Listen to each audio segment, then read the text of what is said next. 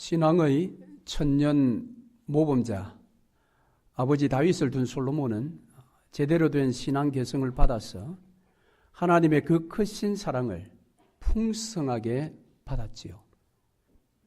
그래서 남방 여왕이 와서 정말 내가 소문에 들었던 것보다 더 큰 영화를 보노라라는 탄식을 낳게 했고, 그 모든 것이 다 하나님으로 말미암아 주어진 것이라는 그런 간증까지도 있게 한 그런 영화를 솔로몬이 누렸습니다.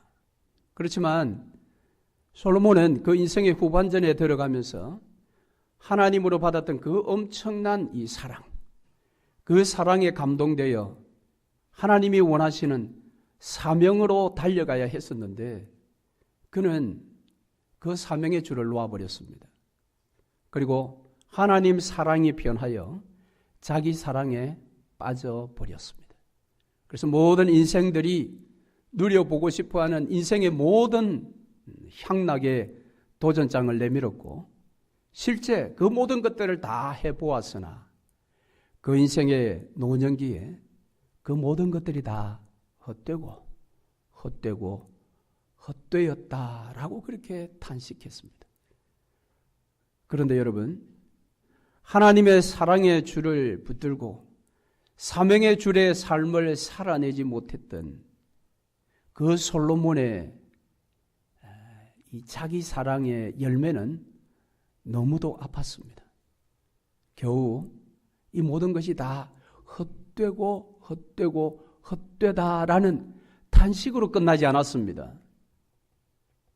그것은 그로 말미암아 출애굽 이후 한 500년간 지속되어 왔던 한민족 한 국가가 한민족 두 국가가 될 운명에 떨어졌습니다. 그 모든 것이 다 솔로몬 때문이었습니다. 그래서 오늘은 통설교 7번째 사랑의 줄, 사명의 줄이라는 제목으로 어떻게 한민족 한 국가가 한민족 두 국가로 되었는지, 500년 동안 지속시켜왔던 그 한 국가를 두 국가로 나누시고 그렇게 운영해 가셔야만 했던 하나님의 마음은 어떠한지 그것들을 한번 살펴보려고 합니다. 솔로몬 당시에 솔로몬에게는 정치적인 최고의 라이벌이 있었습니다. 혹시 누군지 아십니까? 솔로몬 왕에게 정치적인 라이벌이 있었습니다. 자, 국가가 혼란스럽거나 또 전쟁을 행하던 그런 시기는 주로 장군들이 영웅이 됩니다. 그러나 나라가 태평할 때, 특별히 솔로몬 때처럼 수많은 건축물을 건축해내는 그런 때에는 건축가가 영웅이 되는 시대입니다. 그런데 이 여로보암은 건축가였습니다. 솔로몬이 원하는 모든 건물들을 기가 막히게 만들어내는 건축 기술자였습니다. 그러니까 솔로몬 시대에 여로보암도 나름 영웅이었습니다. 그런데 하나님께서 이 솔로몬의 불신앙에 대한 한민족 두 국가를 만들기 위해서 바로 새로운 국가의 왕으로 선택을 한 자가 있었는데 그 자가 바로 이 라이벌 여로보암이었습니다. 선지자 이 아히야가 길에서 이 여로보암을 만나서 하나님께서 너에게 10개의 지파를 주어서 한 국가를 만들게 할 것이다. 그런데 단 너 4가지는 꼭 명심해야 돼. 그러면서 4가지를 이야기해 줍니다. 열왕기상 11장 38절에 내가 만일 내가 명령한 모든 일에 순종하고 내 길로 행하며 내 눈에 합당한 일을 하며 내 종 다윗이 행함같이 내 율례와 명령을 지키면 내가 너와 함께 있어 내가 다윗을 위하여 세운 것 같이 너를 위하여 견고한 집을 세우고 이스라엘을 내게 주리라. 와, 놀랍지 않습니까? 다윗의 버금가는 복을 지금 약속하고 있습니다. 이것이 하나님의 사랑입니다. 여로보암에게 준. 그런데 이 소식을 솔로몬이 들었습니다. 가만히 둘 수 없지요. 솔로몬이 이 여로보암을 죽이려 했습니다. 그러자 이 여로보암이 남쪽에 있는 애굽 제국의 시삭 왕에게 정치적인 망명을 해버립니다. 솔로몬은 여로보암을 죽이지 못한 채 이제 나머지 인생을 보내고 죽게 됩니다. 죽고 난 다음에 사람들이 바로 이 여로보암을 데려와서 10개의 지파가 모여서 새로운 국가를 건립하게 됩니다. 그 국가가 북이스라엘입니다. 자, 이제 남유다는 2개 지파, 유다와 베냐민 지파뿐이고 새로 건립된 북이스라엘의 10개 지파가 모였습니다. 자, 그러면 이스라엘을 향한 하나님의 그 사랑의 줄이 남유다로부터는 이제 그럼 완전히 끊어졌는가? 남유다를 향한 하나님의 사랑은 거두어졌는가? 그렇지는 않았습니다. 여로보암에게 아히야가 이야기할 때에 이 4가지의 이야기를 들려주면서 끝부분에 무엇이라고 이야기했는가 하면 지금은 한민족 2 국가로 말미암아 남유다가 고통을 당하겠지만 그 기간은 길지 않을 것이다. 하나님이 그 기간을 길게 가지는 않을 것이다 라는 이야기를 들려주었는데 그것을 볼 때에 남유다를 향한 하나님의 그 사랑의 줄은 여전히 제시되어 있었다라는 것을 알 수 있습니다. 뿐만 아니라 비록 2 지파만 가지고 있었지만 출애굽 이후 하나님과 언약을 맺은 제사장 나라로서의 이 정통성은 남유다에 주었습니다. 예루살렘 성전이 그곳에 있었기 때문입니다. 다만 솔로몬이 하나님의 사랑의 줄을 놓아버릴 수밖에 없었던 어떤 원인이라고 한다면 그것은 나라가 부자의 나라가 된 것이기 때문이죠. 그래서 그 나라의 경제력만을 딱 빼앗아 버렸습니다. 하나님께서. 그래서 남유다에는 경제력을 다 빼앗아 버리고 북이스라엘에는 그 경제력을 넘겨주었는데 5배 많은 경제력을 넘겨줬습니다. 물론 5배 군사력도 가진 나라가 북이스라엘이 되었습니다. 그러니까 남유다에는 지금까지 범죄했던 원인이 되는 재물을 빼앗아서 북이스라엘이 그 재물을 안겨주고 신앙의 정통성만 가지도록 남유다에는 남겨놓고 북이스라엘은 10개 지파를 보내었다라는 것입니다. 그렇기 때문에 북이스라엘도 그렇고 남유다도 그렇고 왜 하나님께서 지금 한민족 2 국가를 만드실 때에 북이스라엘은 10개 지파로 남유다는 2개 지파로 이렇게 남겨두었는지를 이해했어야 했습니다. 그것은 무엇입니까? 소위 솔로몬 때에 예루살렘 성은 너무도 부요한 도시였습니다. 세상에 있는 모든 좋은 것들이 그곳에 다 몰렸습니다. 그런데 그것이 그들에게 화가 되었기 때문에 이제 이 예루살렘 성의 어떤 대안으로 북이스라엘을 만들었기 때문에 2 나라는 서로 간의 형제임을 기억하고 균형과 견제를 이루어 가면서 예루살렘이 잃어버렸던 하나님의 사랑의 줄로 말미암은 사명의 줄을 다시 회복하도록 만들고자 하시는 것이 하나님의 뜻이었습니다. 그래서 2 나라는 그것을 이해했어야 했습니다. 그래서 남유다도 북이스라엘도 제사장 나라를 제대로 감당하도록 만드시기 위해서 하나님께서 고육직책으로 2 나라로 나누어 놓은 것입니다. 그런데 안타깝게도 북이스라엘의 초대 왕인 여로보암은 그것을 알면서도 그것을 무시해 버렸습니다. 즉 모세 오경에 나오는 그 제사장 나라의 법을 가지고 예루살렘이라는 남유다를 향해서 나름 선한 라이벌의 관계를 이루어 가야 하는데 그는 이 신앙 자체를 정치에 완전히 귀속시켜 버렸습니다. 무슨 말인가 하면 그가 왕이 되면서부터 처음 한 일이 무엇인가 하면 이스라엘 남자들은 1년에 3번씩 예루살렘 성전에 가서 제사를 드려야 했습니다. 그걸 못 가게 했습니다. 왜 못 가게 했느냐? 신앙의 정통성을 계속해서 유지하기 위해서 1년에 3차례 남쪽으로 내려가서 남유다에 속한 예루살렘 성전에서 제사를 드려야 하는데, 그렇게 되다 보면 남쪽으로 왔다 갔다 하다 보면 그들이 정치적으로 마음이 흔들린다라는 것입니다.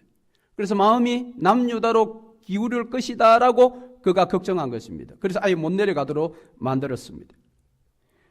그리고 레위 지파만 가질 수 있는 제사장의 직분을 모든 지파 아무나 다 가질 수 있도록 그것을 해제해 버렸습니다. 심지어는 오래도록 유지되어 왔던 이스라엘의 절기의 날짜를 바꾸어 버렸습니다. 백성들이 동요하지 못하도록.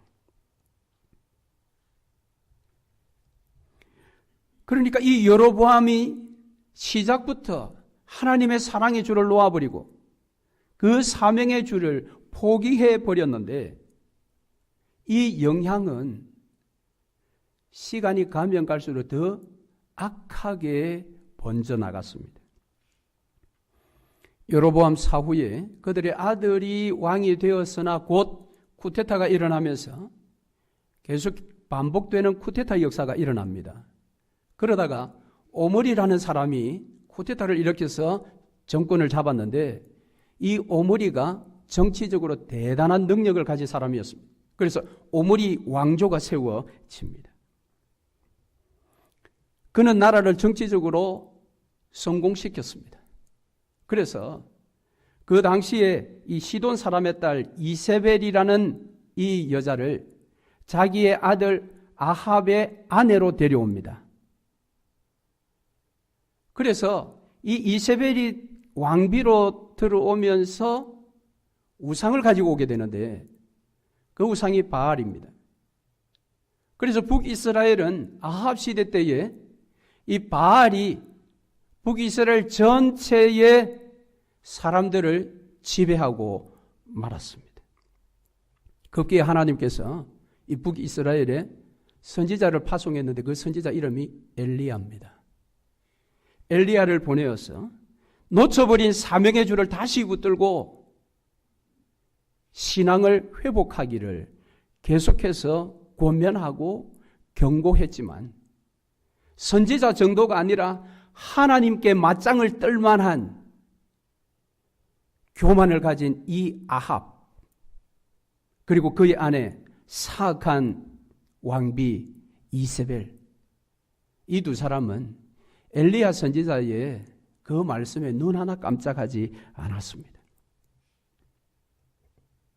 심지어는 이 아합과 이세벨의 이 악한 영향력이 신앙의 정통성을 가지고 있다는 남유다에게까지 이제 파급이 되었습니다. 그래서 같은 시대의 남유다의 왕이었던 이 여호사밧조차 아합 가문과 혼인관계를 맺습니다. 남유다의 신앙의 정통성도 지금 바알 앞에 위기를 지금 맞고 있는 것입니다. 이와 같이 패역하고 어두운 시대에 엘리야는 홀로 외롭게 힘겹게 선지자 사역을 감당했으나 역부족이었습니다. 그래서 결국 엘리야가 불소리를 타고 승천한 이후에 하나님은 그의 제자 엘리사를 다시 파송합니다. 그리고 이 악이 충만한 오므리 왕조의 문을 닫아버릴 것을 선언합니다. 그래서 오므리 왕조의 가문을 몰락시킬 한 사람을 선택하게 되었는데, 그 사람이 예후라는 사람입니다. 그래서 엘리사가 예후에게 기름을 부어 오므리 왕조를 폐하고 새로운 북이스라엘의 왕으로 이제 세우게 되는데, 기름 부음 받은 이 예후가 세 가지 일을 하는데요.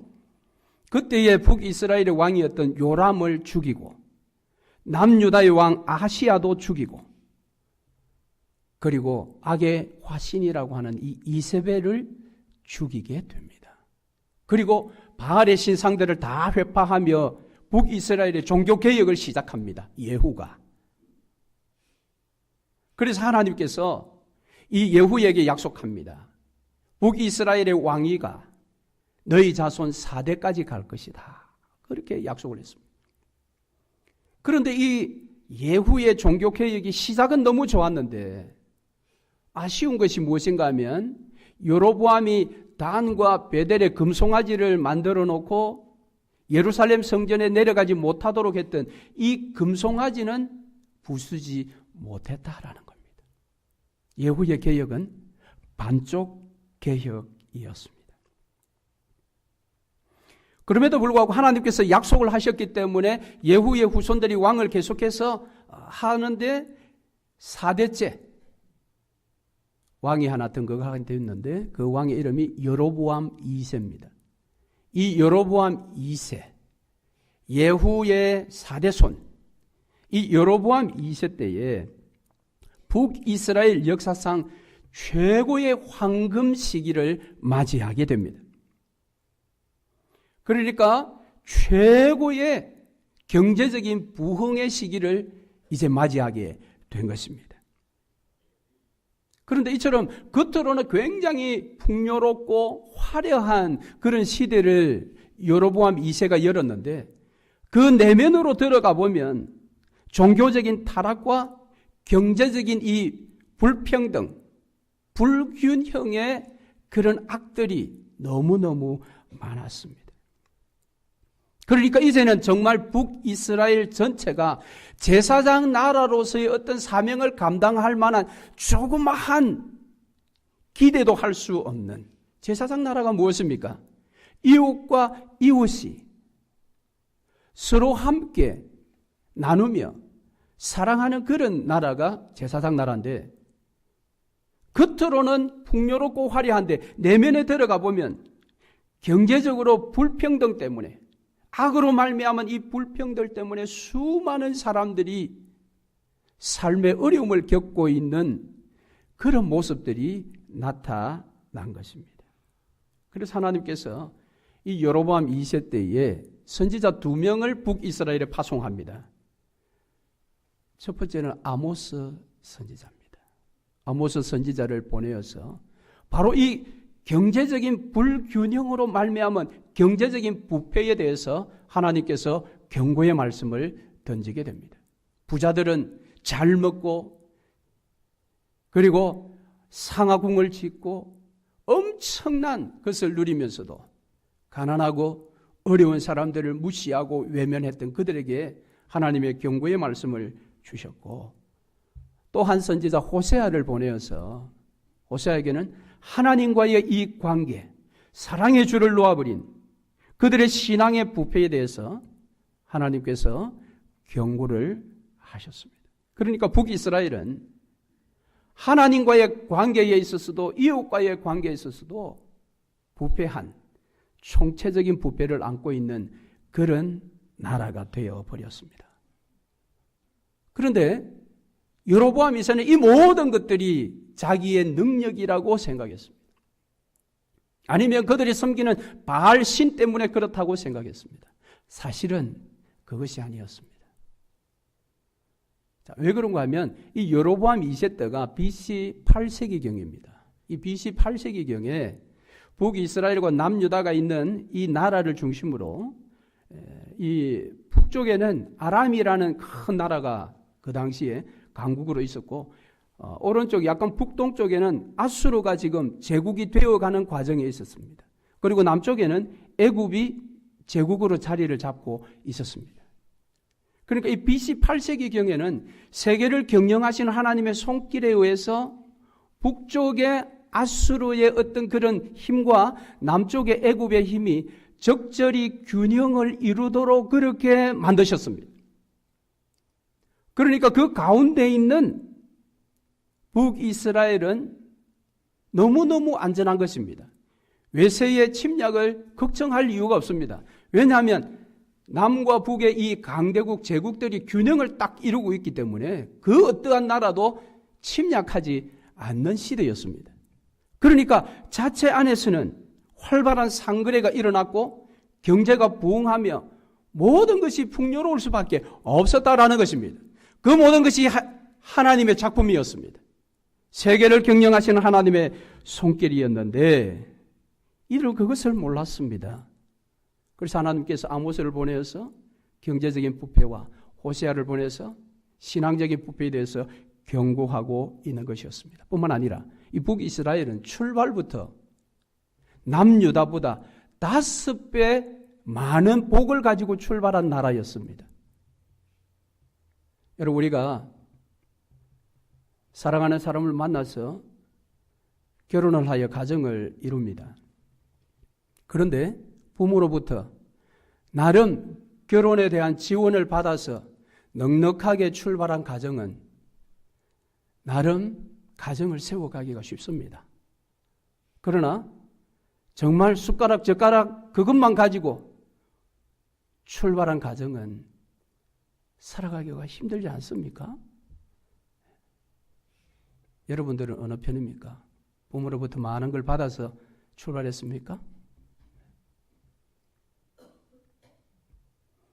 저는 총각 때 교회 사택에 있었습니다. 그 당시에 서울에 24평 연립주택이었는데요. 그곳에서 1년 살다가 아내를 만나서 결혼했습니다.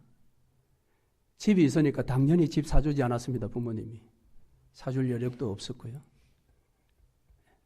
그리고 아내가 준비한 조그만 혼수품을 해서 그 사택에서 시작했습니다. 그러다 보니까 나중에 힘들 때 뭔가 팔아야 되는데 팔 것이 없어서 많이 어려웠습니다. 그런데 어떤 친구들은 사택이 없어서 시작할 때 부모님이 힘들여 마련해 준 전세금을 가지고 시작한 그런 친구들도 있었습니다. 그 친구들은 나중에 살아가다 힘들 때 그 전세금이 도움이 많이 되었다 하더라고요.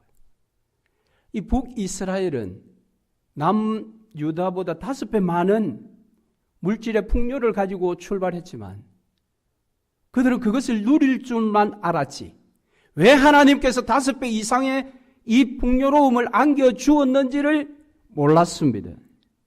그러면서 지금까지 살아오다 나름 하나님의 세계 경영 속에 나라가 더 풍요로워졌는데 그들은 오직 자기들만 누리는 일에 빠져 있었습니다. 그것을 통해서 하나님이 원하시는 사명이 무엇인지를 한 번도 생각해 보지 않았던 것입니다. 그런데 놀랍게도 그 북이스라엘은 출발 때 그렇게 5배 복으로 출발했고 오므리 왕조가 세워지면서 나름 정치적으로 화려한 시대를 거쳐서 예후 왕조 사대손 여로보암 2세 때에 최고의 부를 누리는 그러한 나라가 되었지만 하나님은 더 이상 북이스라엘에 대한 기대를 할 수 없게 되었습니다. 그래서 하나님께서 그 북이스라엘에 대한 기대를 접기로 결정하셨습니다. 즉 북이스라엘 나라의 문을 닫기로 결정한 것입니다. 그래서 여로보암 2세의 아들 스가랴가 왕위를 물려받았지만 곧 쿠데타가 일어났고 뒤에 몇 명의 왕들의 쿠데타가 일어나면서 북이스라엘의 마지막 왕 호세아 왕이 이제 등장하게 됩니다. 북이스라엘의 그 신앙의 부패를 지적했던 호세아 선지자와 동일한 이름 호세아 왕이 북이스라엘의 19번째 19대 마지막 왕으로 등장하게 됩니다. 하나님은 북이스라엘을 예루살렘의 어떤 대안으로 그렇게 출발시킬 때도 넉넉하게 5배나 많게 넉넉하게 출발시켜 주었는데 문 닫을 때까지 약 200년 기간 동안 하나님이 계속해서 기다리고 기대하고 계셨지만 그들은 그 모든 기대를 다 저버리고 200년 만에 문을 닫게 된 것입니다. 그 문 닫는 일을 하나님께서는 세계의 경영의 일을 통해서 이루어 가셨습니다. 북아수르와 남유다의 팽팽한 그 힘이 무너지기 시작하는 겁니다. 북이스라엘이 더 강대국이 되게 만드셨습니다. 그래서 북쪽에 있는 이 강대국 아수르가 남하 정책을 폐렴으로 북이스라엘을 공격하게 됩니다. 그래서 3년 동안 북이스라엘을 포위해서 결국은 북이스라엘을 멸망시키게 되는 것입니다. 즉 사랑의 줄, 사명의 줄의 기능이 제로 상태가 된 북이스라엘을 하나님은 이처럼 문을 닫아 버리신 것입니다. 이것을 성경이 간단하게 표현하고 있는 이야기가 호세아서에 나오는 고멜 이야기입니다. 제가 많이 설명을 했는데 그것이 딱 고멜의 이야기입니다. 호세아 선지자의 부정한 아내 고멜. 남편 호세아로부터 사랑만 받기만 받았지, 그 사랑만 챙기기만 했지, 아내의 역할도 하지 않았고 엄마의 역할도 감당하지 않았던 부정한 여인 고멜.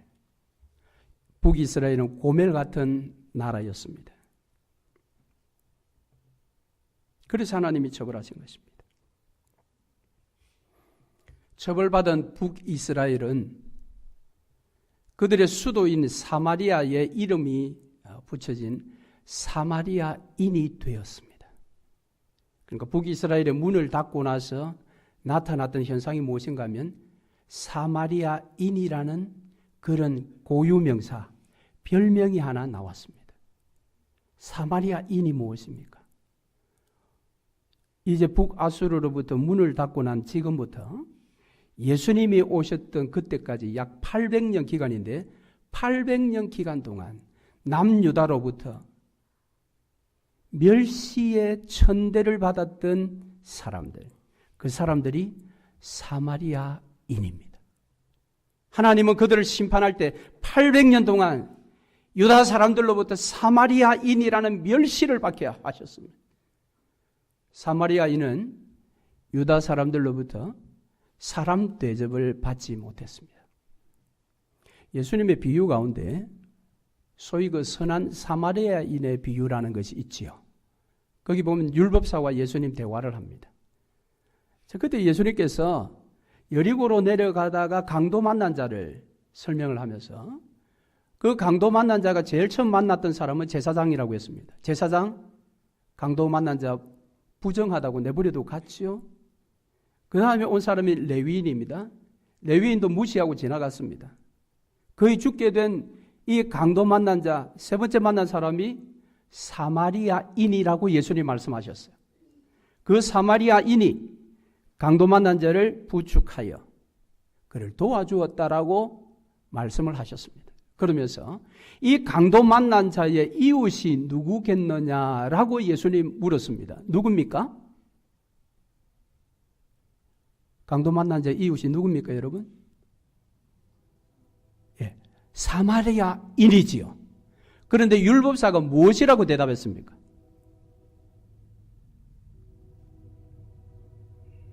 시간이 가면 여러분 예배가 늦어지고 예배가 늦어지면 식사 시간 늦어집니다. 이 율법사는 말하기를 자비를 베푼 자니이다 그랬습니다. 왜 그랬을까요? 당연히 사마리아인이라고 이야기했다면 누구냐라고 하면 사마리아인이라고 해야 하는데 율법사는 왜 자비를 베푼 자매다라고 그렇게 말했느냐? 이 율법사는 그 입에 사마리아인이라는 단어조차 담기가 싫었던 것입니다. 그만큼 이 사람들은 멸시를 받은 거예요. 이해가 되십니까? 그러니까 북이스라엘이 아수르에 의해서 문이 닫힌 그 순간 하나님의 심판은 북이스라엘 사마리아를 사마리아인 되게 만들어버렸습니다. 즉 800년 동안 온갖 멸시천대를 다 받도록 만드셨다라는 것입니다. 그러면 하나님께서 그것을 알고도 그렇게 만드셨는가? 그래, 너희들이 내 기대를 200년 동안 내가 기다렸는데 그 기대를 저버려? 그래? 그러면 너희들이 800년 동안 한번 멸시를 당해봐. 여러분, 사마리아가 사마리아인 되는 것을 아신 하나님께서 도대체 어떤 마음을 가지고 북이스라엘의 문을 닫게 하셨는가? 이 하나님 마음을 우리가 한번 생각해 볼 필요가 있지요. 자, 그 하나님의 마음이 호세아서에 기록되어 있습니다. 호세아서의 말씀에 보면 하나님께서 내가 너희를 심판은 지금 하겠다마는 내 마음이 내 안에서 돌이켜 긍휼이 불붙는다라고 말씀하셨어요. 무엇입니까? 심판은 하시지만 내 마음이 돌이켜 그 심판만 있는 것이 아니라 너희들을 향한 긍휼이 내 마음속에 불이 붙는구나라는 것입니다. 이 말이 도대체 무슨 말이냐? 여러분, 이 긍휼이라는 것은 단어 중에 가장 무거운 단어입니다. 그리고 가장 어려운 단어이기도 하고요. 또 가장 깊은 단어입니다. 긍휼.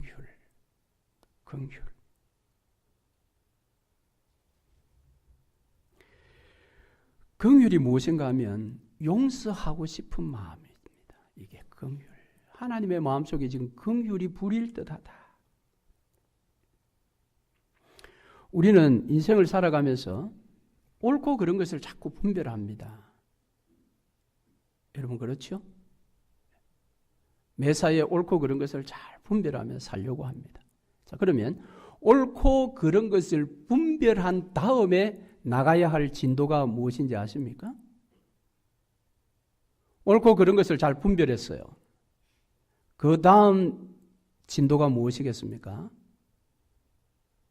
그것이 긍휼입니다. 옳고 그런 것이 판단되었다면 그 다음 나가야 될 진도가 긍휼이라는 것입니다.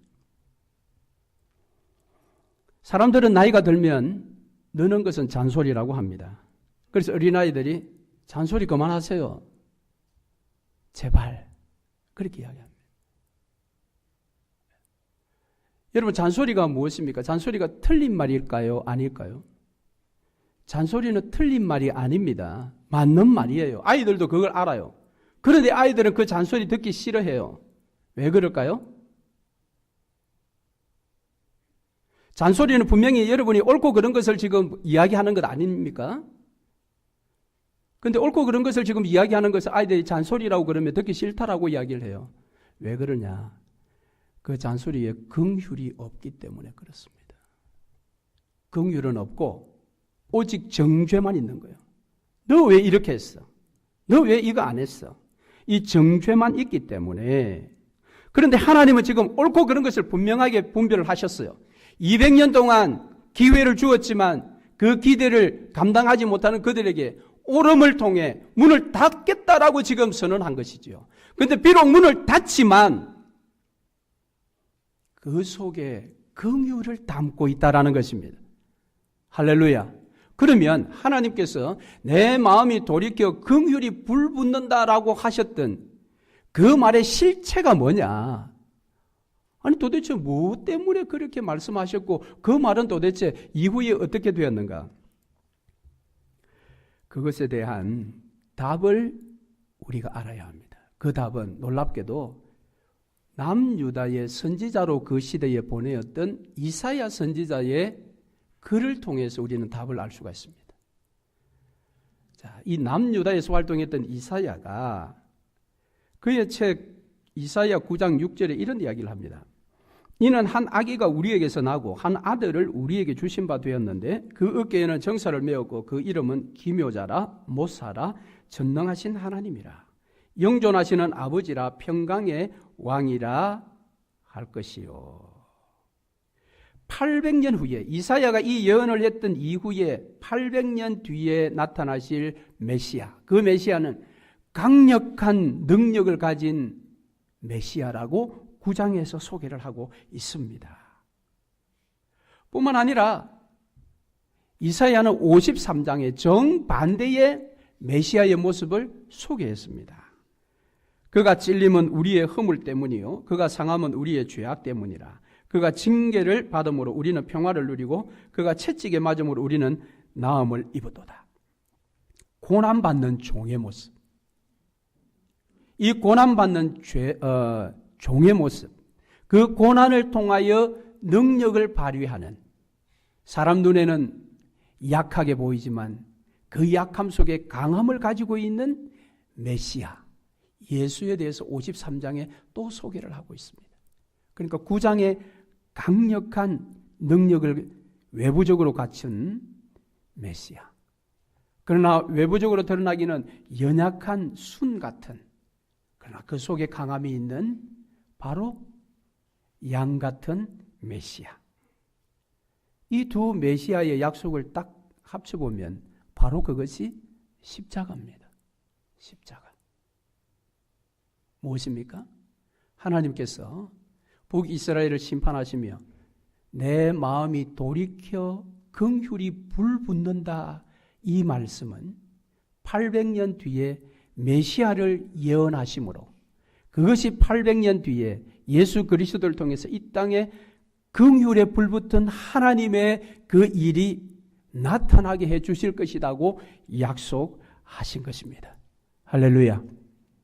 그러니까 북이스라엘은 하나님의 지극한 5배의 사랑을 받았으면서도 사랑의 줄로 말미암은 사명의 줄을 놓아버리고 받은 사랑만 챙기며 인간의 욕망을 따라 살아가던 그들이었지만, 그래서 하나님께서는 어쩔 수 없이 200년 뒤에 그 나라의 문을 닫으며 심판을 하시지만 그 심판만 있는 것이 아니라 심판 속에 긍휼이 있으니 그 긍휼이 800년 뒤에 이 땅에 오셔서 모든 인생들을 위하여 십자가를 지실 그분의 아들 예수 그리스도, 그분을 약속하고 있다라는 것입니다.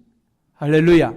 하나님의 사랑은 이처럼 끊임없이 북이스라엘뿐만 아니라 저와 여러분에게도, 아니 남유다에도 그 사랑을 베풀어 주십니다.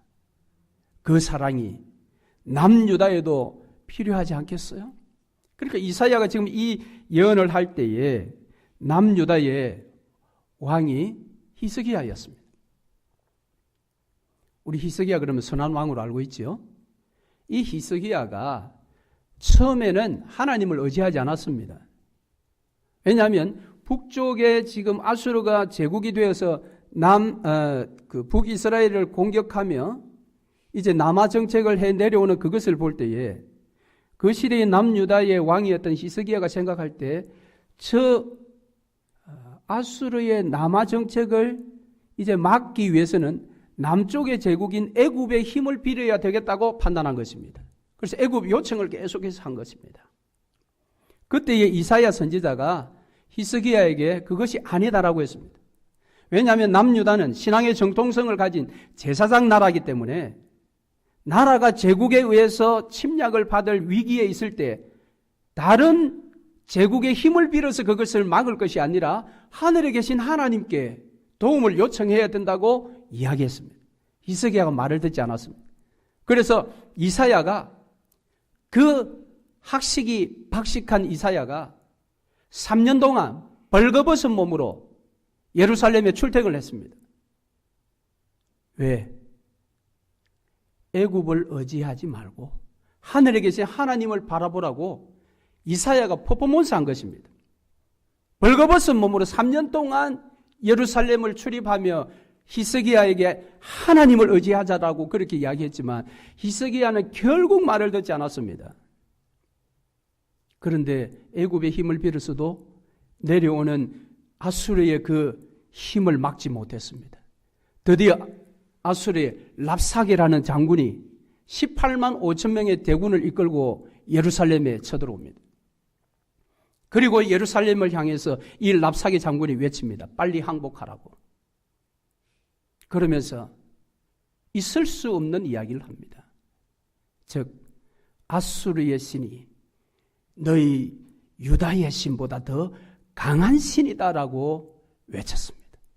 그 이야기를 듣고 히스기야가 정신이 번쩍 들었습니다. 그래서 이 랍사게를 보내었던 왕 산헤립이라는 그 왕이 보낸 항복을 강요하는 문서가 있습니다. 그 문서를 하나님 앞에 펼쳐놓고 히스기야가 기도하게 됩니다. 도와달라고.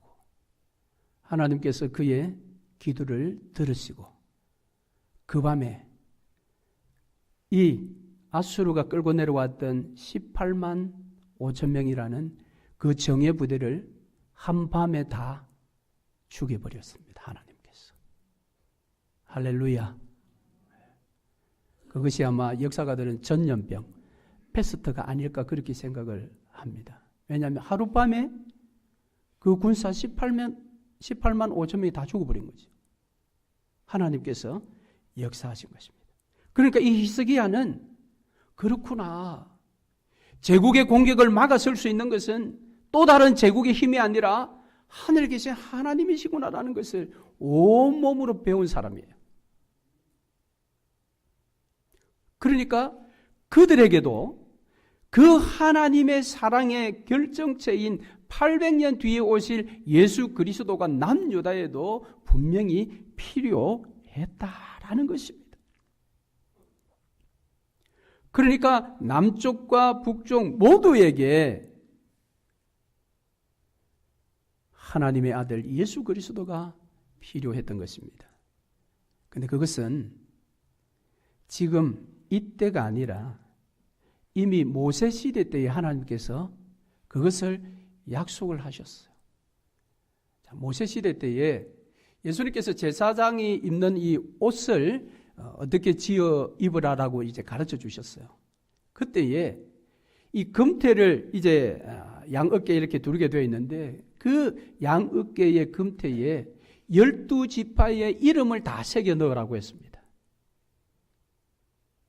여러분 12지파가 출애굽할 때까지 자기들이 한 일이 무엇이 있습니까? 아무것도 없습니다. 하나님께서 다 모세를 보내어서 그들을 이끌어낸 것입니다. 그런데 그들의 이름을 여기에 기록해 넣었다라는 것은 그들이 제사장 나라에 보석같이 빛나는 그런 지파들로 만들어 주겠다라는 것이지요. 하나님의 은혜로. 그런데 그것을 만들어 줄 유일한 분이 바로 예수 그리스도이시지요. 예수 그리스도. 그래서 북이스라엘에만 예수 그리스도가 필요한 것이 아니라 남유다에도 예수 그리스도가 필요했던 것입니다. 그렇지만 북이스라엘은 200년 만에 문이 닫혀졌고 남유다는 그때로부터 150년 더 기간을 연장해 주었습니다. 히스기야의 그 회복으로 말미암아. 그런데 우리가 아는 것처럼 150년 뒤에 남유다도 동일하게 문이 닫혀집니다. 그건 다음 주에 우리가 한번 상을 펴보기로 하고요. 말씀을 맺겠습니다. 솔로몬 이후 200년 동안 북이스라엘은 여로보암이 잘나서 남유다보다 5배 많은 복을 받았고 출발한 것이 아닙니다. 하나님이 안겨주셨죠.